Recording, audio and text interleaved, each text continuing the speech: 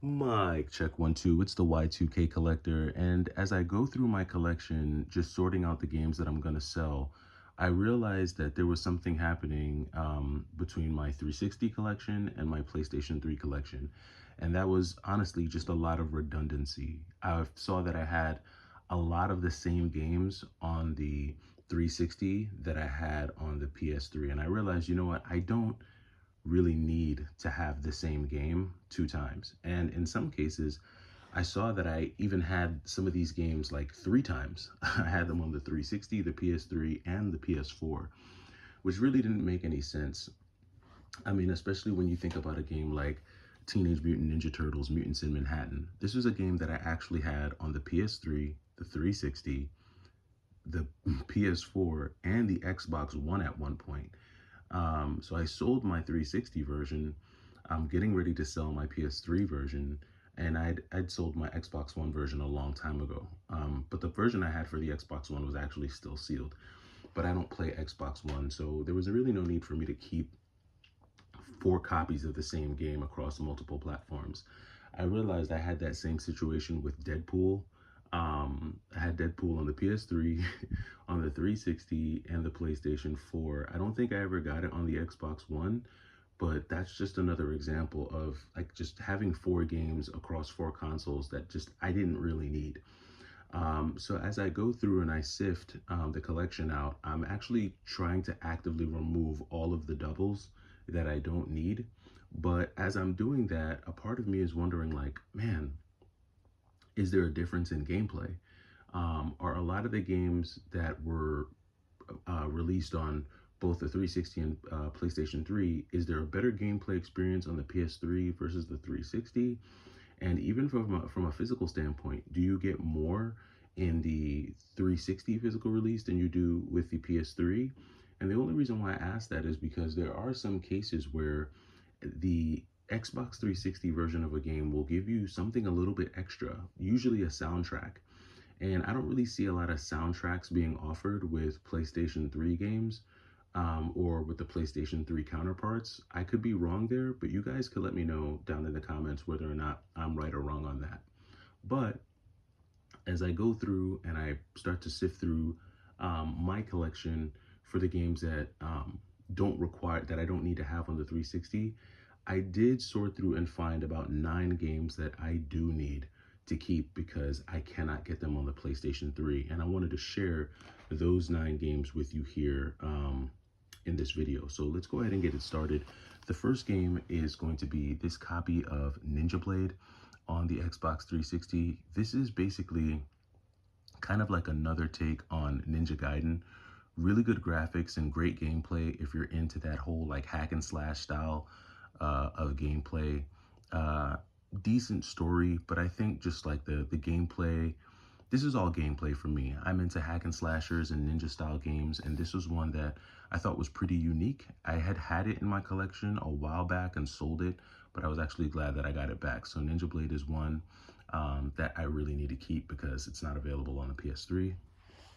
The next game is this copy of Velvet Assassin that I happened to run into, I want to say last summer. It's crazy. I walked into GameStop one day last summer and they had put like 25 Xbox 360 games on the shelf, and all of them were like in like new condition. So I'm assuming they were pretty much just games from the warehouse. Like the store had just gotten a warehouse dump, and they had this copy of Velvet Assassin for $12.99, and I thought it was pretty cool because it was a unique type of third-person shooter game. I usually don't do the shooters because, like, I definitely don't do first-person shooters.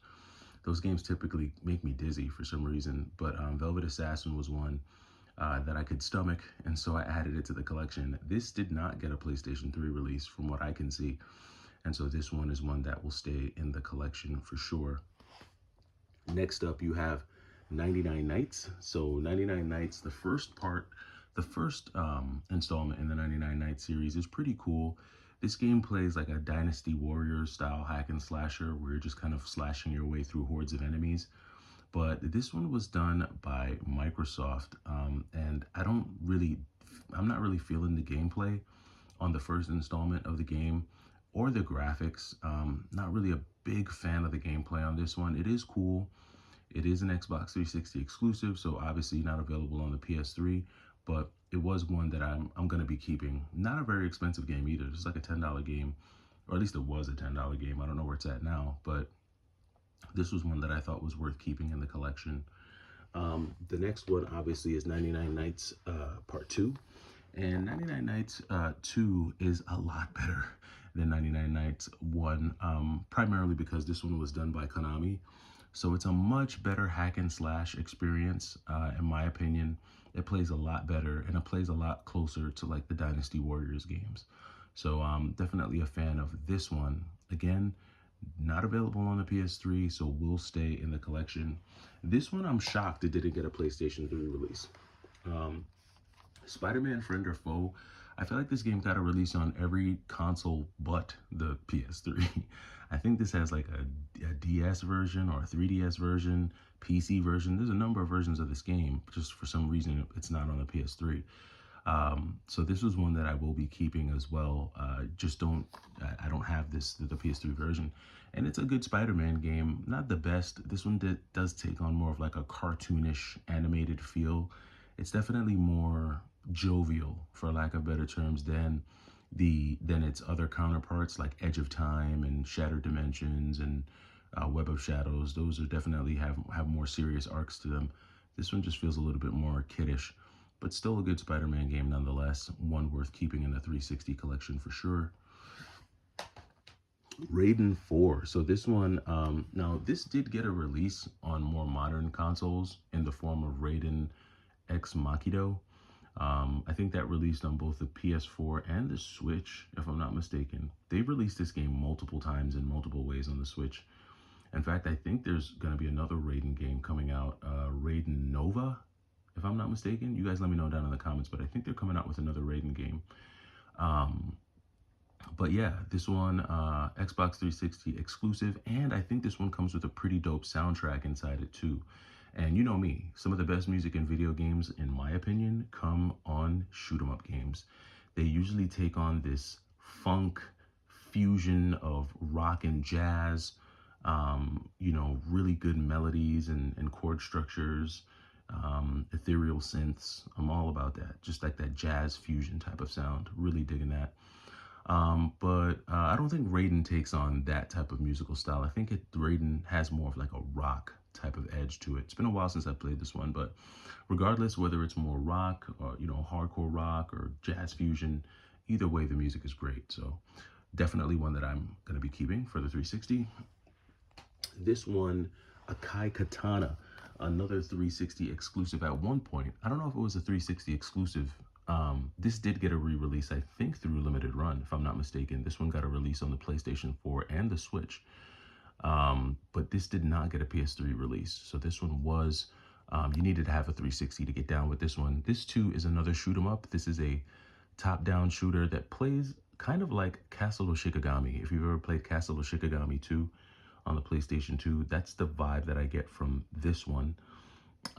Just kind of like that 2.5D, if I'm not mistaken. Yeah, is this one 2.5D? No, this one, I don't think this is the one. It plays like Castle of Shikigami, but it has more bullet hell style to it. I don't think this is a side scroller. Yeah, this is a top down. It's been a while since I played some of these 360 games, but that one is pretty cool. Akai Katana, if you like shoot 'em ups, you'll like Akai Katana. Definitely had to keep my 360 for this guy. So Fist of the North Star, Ken's Rage 2. So I think everyone's familiar with Fist of the North Star, Ken's Rage. That did get a PlayStation 3 release. The first one is available on the PS3, but Ken's Rage 2 in North America was only released on the Xbox 360. There is no PS3 counterpart to this game in North America. Now, I do believe overseas there was a PlayStation 3 release, I think in Japan. I could be wrong, but you guys let me know down in the comments. I mean, Fist of the North Star, this one really shot up crazy. When the 360 store shut down, man, this game went through the roof. I mean, $250.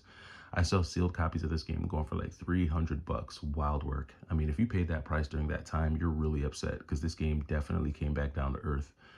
I think pre-owned, I'd be shocked if this is like more than $60 pre-owned. It's probably in the $60 to $80 price range now, but Not one that you can get on the PS3. Still a good game though. It's just a continuation of Ken's Rage. It's just more Ken's Rage 1, in my opinion. Still a good beat 'em up though. You know me. If you follow the channel, you know I love me a good beat 'em up, whether it's in 2D or 3D. And this is a really good 3D beat 'em up. So yeah, I really like Fist of the North Star. Fist of the North Star was one of the first game franchises I played because I got Fist of the North Star on the Game Boy, actually. I never really watched the cartoon too much, especially as a kid. I think it was a little bit more rated R, you know, like a lot of anime back then. But yeah, Fist of the North Star Ken's Rage 2 is definitely a good one.